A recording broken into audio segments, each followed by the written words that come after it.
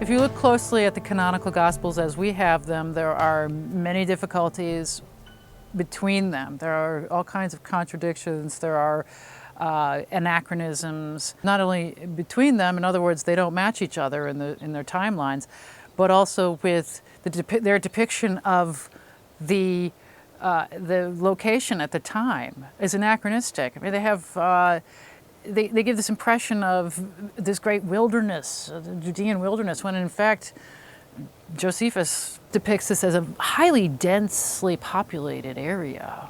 And, we have great building projects going on there. And yet the impression that we've gotten is low. We are in the fields with the sheep and the wilderness, and is completely like Stone Age architecture or agriculture rather. And just, it's like someone took the Old Testament and the Greek one, the Septuagint, and had no familiarity with the area in which this story is being placed, other than reading it in books.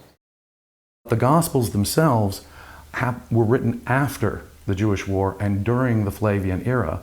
This led us to believe that the development of the biography of Jesus, if you will, as articulated in the Gospels, was itself a Flavian phenomenon.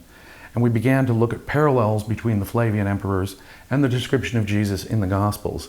And when you start doing that, when you start pulling that string, you find more and more and more connections and parallels to early Christianity.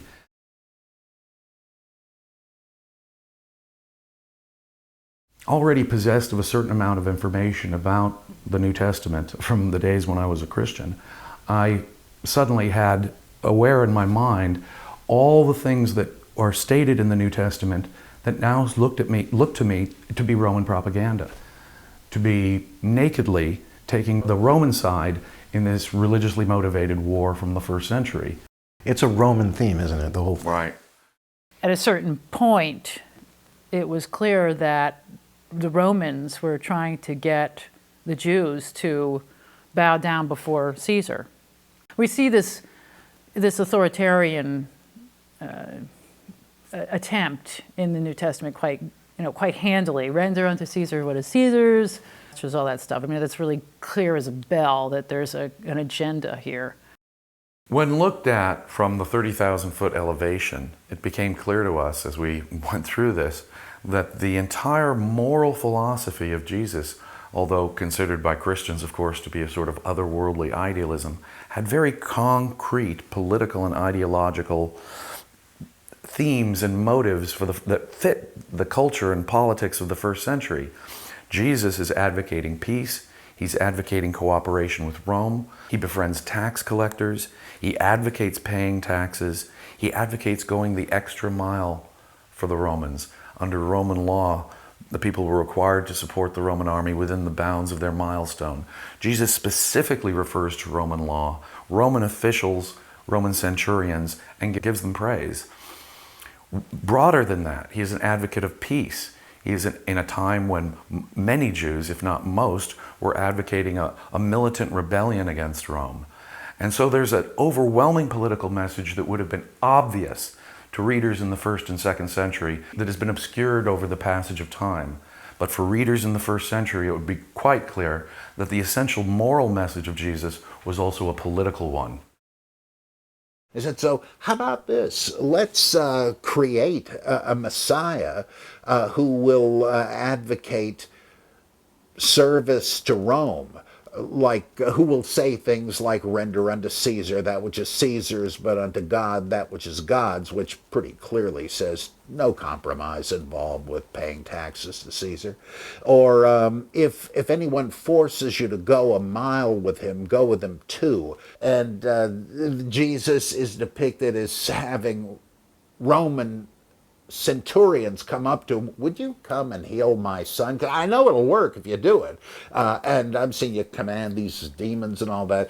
And Jesus says, wow, get a load of this. I've never found faith like this in Israel. I mean, that's... or where he says to the Pharisees, one day you're going to be grinding your teeth when you see the people coming from the east and the west to dine at the table at the kingdom of God, along with Abraham, Isaac, and Jacob, and you guys left out.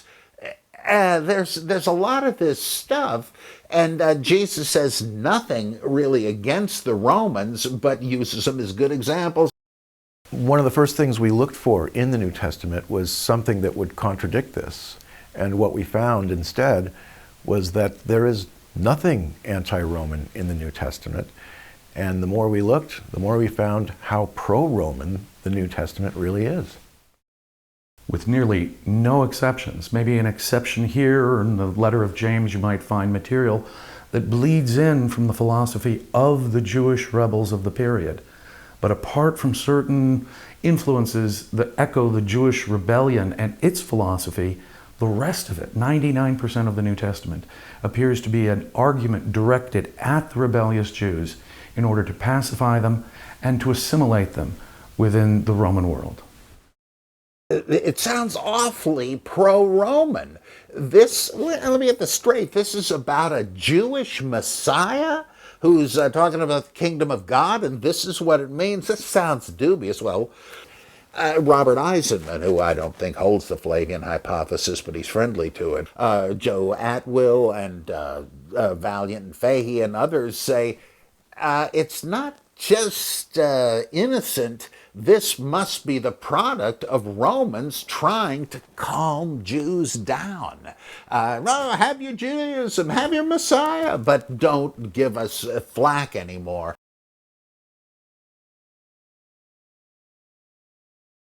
Whereas Jews would look to their Messiah to be their warrior champion, Jesus models instead the behavior of a slave by kneeling down and washing feet.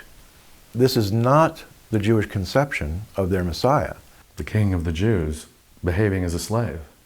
This is post-war Roman propaganda. After the war, tens of thousands of Jews would be enslaved by the Romans. One of the most famous coins of the time is the Juda Capta coin, issued by Vespasian, which shows a palm tree and an enslaved Jewess. And here is Jesus modeling the behavior of a slave and saying this is how you achieve the kingdom of heaven. As if pacifying the newly captured Jewish slaves was a major motivation of the New Testament itself, in which the conception of Messiah as a king is reversed to a conception of an earthly slave. And again, the Gospels are written after the war and during the Flavian dynasty. But note how politically convenient. One of the things that struck me early on as I'm looking at this is the earthly political ambitions of the Jewish Messiah, at least in the Jewish mind, are being safely removed to a supernatural dimension. And so Jesus will say, my kingdom is not of this earth. You disciples, you reflections of first century Jewish Christianity, have got it all wrong.